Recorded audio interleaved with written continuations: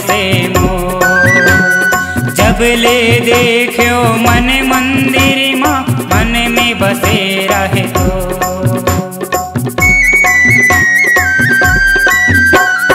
बड़ बेरा तय करे गणेश जी नैना तरस गे मोह।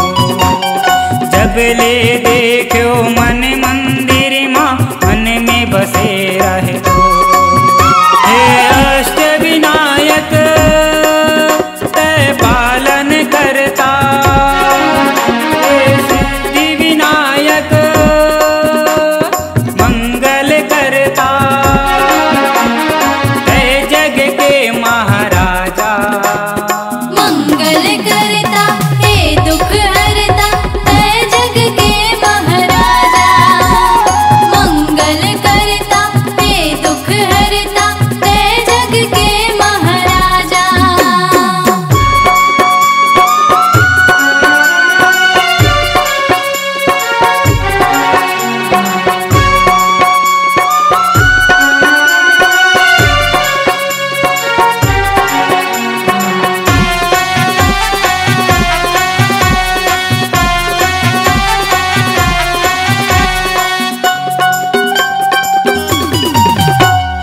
चले आबे अब झन तरसाबे सजे है अंगना मोह। चंद चंदनी कस चमकत है तुर भक्ति के अनो।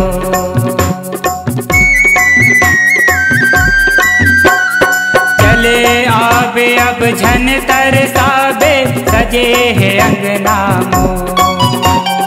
चंद चंदनी कस चमकत है और भक्ति के अनो। हे गण राजा गणपति देवा भोग लगावो लड्डू मेवा,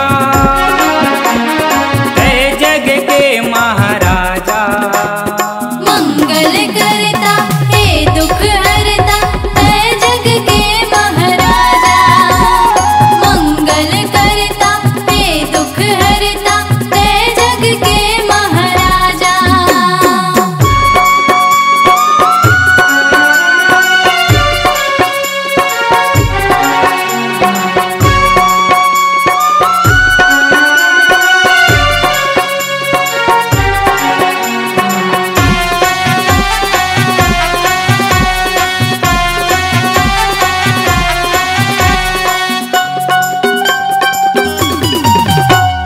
तही हवस मोर पालन हरता नैया पार लगा दे।